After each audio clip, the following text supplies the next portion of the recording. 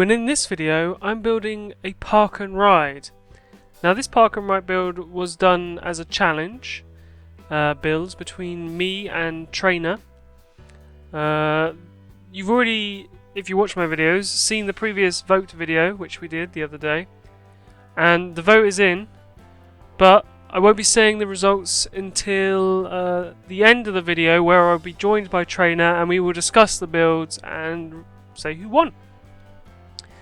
So basically a park and ride is a place where normally a bus picks you up, but it could, I suppose, be a tram or a train, but you park in a car park and then you get onto a bus which picks you up from the car park, so a park and ride.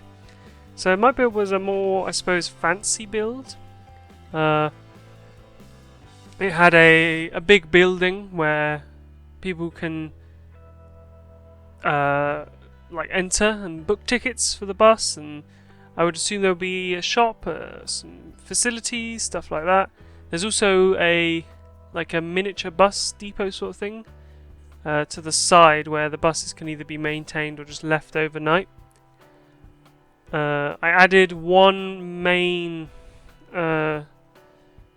sort of bus route through the main centre bit, but then I also added what I like to think of as longer routes, so that the buses pull in for maybe a rest on a longer trip, and this facility can then cater to all the people because it's such a large facility. So I'll get a little bit of what I'm doing in the video. Here I am syncing the ferry terminal, I believe, with the bus part attached to the back. I liked the building. Like, the building shape really reminded me of that sort of design. I don't know, I just really liked it, and I also removed a lot of the props that were sticking out of the ground, and I also removed the road attaching to it. I used touch this to remove the road, and now you can see I am covering up the wooden parts with some road segments just to make it flat as possible, and then later I go over with some decals and just sort of smarten up the area. And instead of getting rid of these light props, which I did think about doing, using Prop It Up, I simply used King Leno's new cement medians to make it seem like that was there for a reason. The lights were there on the cement median. I also add a wall around the outside of the building. Like I said, this is a big building with a lot of facilities inside, so I add some benches outside because I assume there is a cafe. I also add a food truck, I think, out the back. So there's as many facilities. This is a bigger facility, not like just a standard car park in the middle of nowhere with a bus terminal. It is maybe the main one that heads into a big city or something like that. So these are the longer sort of stations as I envision it. So what I'm doing here is placing some bus props down just to see the general length, so I can add these cement medians from King Leno in between them and make a sort of staging area, I suppose. Now this always reminds me of in London Gatwick, the buses there at one of the stops have a similar station to this, where they reverse in and then you're on a sort of raised area and you get on the bus. I believe it's the buses that transfer you between terminals, I think.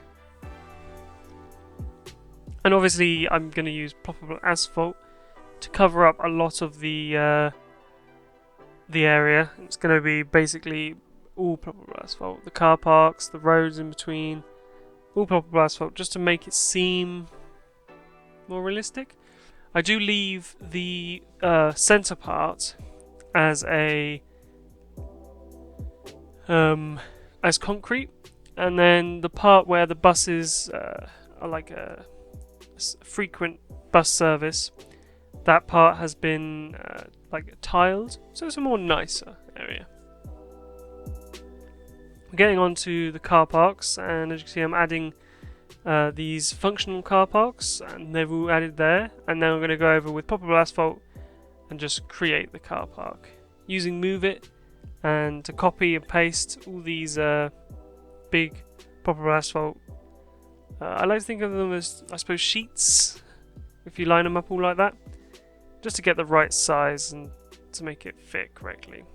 Obviously when you make these car parks, you have to add decals to them, otherwise they look way too plain, because the poppable asphalt, its texture is very bland, and you need to add either wear decals or tire decals, or just like cracks and stuff to the tarmac to make it look more realistic.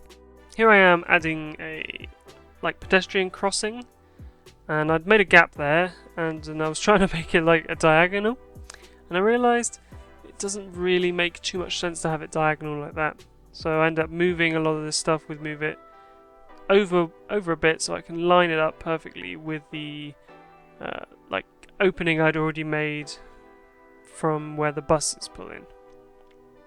And I use Avania's crossing decals, which are very nice. I believe I use the worn ones. They just look more realistic. The normal ones are very nice, but just the wear ones seem to add more, unless you're going for a very smooth, sleek build. Add another crossing over the main entrance. I make this one a bit bigger to fill the whole area, because I imagine this place right here is going to be more pedestrian friendly than car friendly. As you saw there, I was adding Lost Gecko's gutters. I found that they're very useful for that kind of transition between either concrete or to a decal. They're a very nice transitional piece. They're like a bit of metal or a bit of concrete that you normally see as transitional pieces between different medians. I found those are the best at the moment. As you can see there, I added a lot of the decals to the road. They added some simple tile decals by Beard Monkey,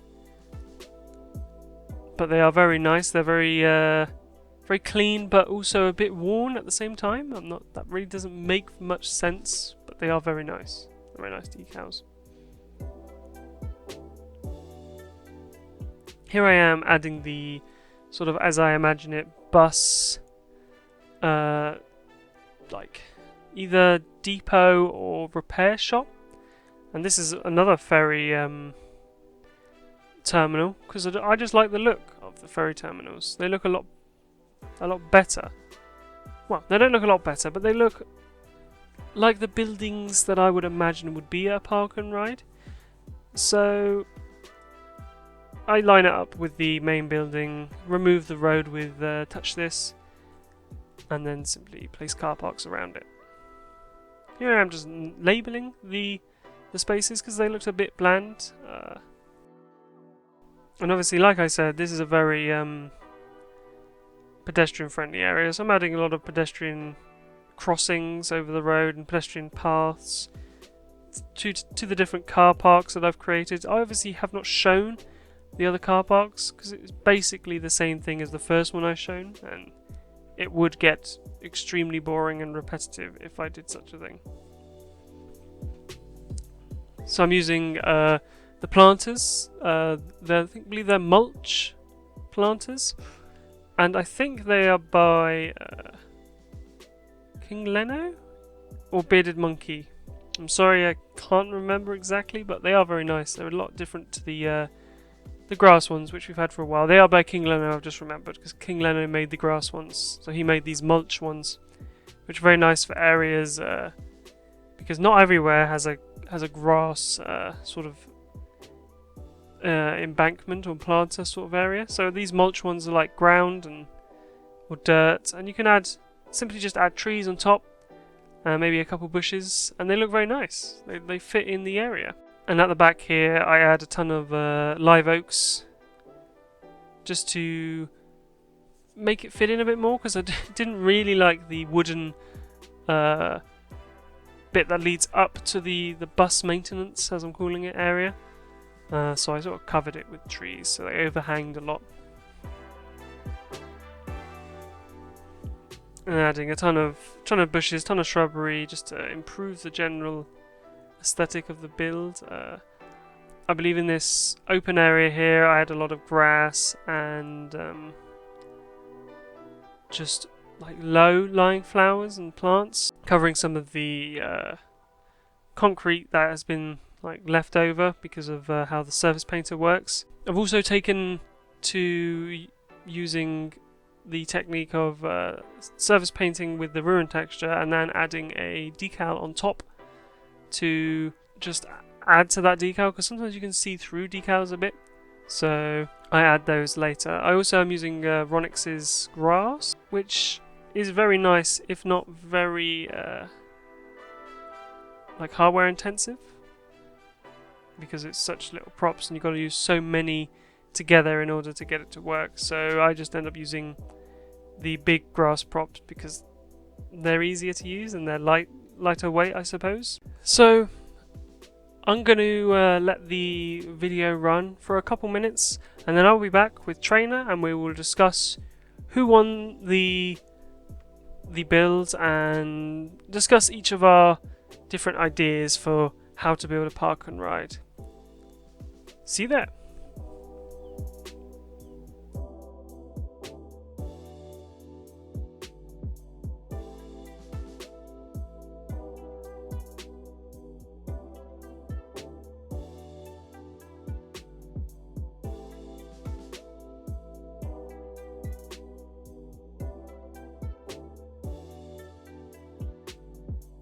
What's going on today, guys? It's Trainer here, and welcome to a special City Skylines video. Today, I'm going to be building a park and ride. It's a special little build for a special occasion. Today, I'm doing a build-off with the one and only Crumbs McGee. Hello. And basically, we did this as a build-off, so I built mine, he built his, and it was honestly a lot of fun. It was a different challenge. I don't think I've ever built a like park and ride before. Yeah, this is actually one of my first facility type builds. Kind of like building well, not necessarily like a facility. Well, I guess you could say facility. I'm not sure what the word would be for it. But this was actually my first time trying to build something like this. I mean, most of my stuff has either been just urban planning or highway design. And that was honestly a little bit of a challenge for me, but I think I did pretty well. Now, I went for a very rural design on mine, whereas Crumbs went for more of a, would you say it was suburban or like urban? Would you? Yeah, I would say it was like the, what I said, like mainly is it's like the main hub, I suppose, like as you're going into a city. Yeah. That's my main idea behind it. Yeah, whereas I went for more of, I'll go ahead and put pictures in my video, of a rural kind of design, like kind of how it is around here in New Jersey, Delaware, Maryland. We don't really have like any big hubs, but we definitely do have like little small ones where, you know, one or two buses could come through. You know, you could park, get gas and everything, especially here on the New Jersey Turnpike and all that. So that's where a lot of my inspiration came from. Oh, yeah, I noticed you added a petrol station. I was thinking about, I maybe should have added one, but like I said, mine wasn't really like that. It was mainly just people driving from, I guess, the suburbs to the park and ride and then into the city. So you wouldn't really need to fuel up, I suppose. And like in a rural one, you would, because you would need to fuel up to get back home, I suppose. Yeah, where yours was more of for people who are commuting into the city center, whereas mine was more for like people who are commuting on long road trips and don't want to spend the money to have two cars go. Where you could just have one, you know, you pull there. And what's great about the park and rides is that you don't have to, you can't get towed or anything. I've never used a park and ride in real life before. Yeah, I've never used one, but I've definitely seen them. They're everywhere around here. So, do we want to release the results of the final results from the straw poll? Yeah, I believe we can. Do you want to go ahead and tell them what the vote was?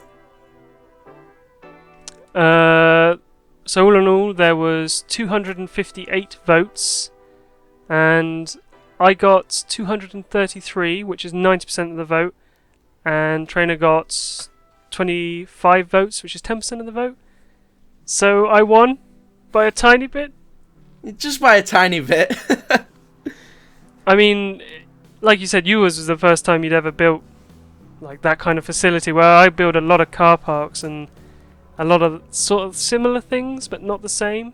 So I suppose it wasn't really very fair, but it was your idea, so don't blame me. Yeah, it definitely became my idea after, because I went on a road trip as we were planning this, so I saw a lot of park and rides. Now, my question is, because there's a lot of things that I would want to change, but is there anything that you would want to change with yours? Probably the bus sort of depot at the back that I added. I just added it as an afterthought, really. And what I used was a ferry terminal and sunk it into the ground a bit because I just like the style of the buildings from mass transit. Mm-hmm. So I'd probably change it to a more like bit warehouse or something where they actually could put the buses inside, because I just stuck the buses out back and just higgledy-piggledy. I could have changed it. What would you have done to change yours?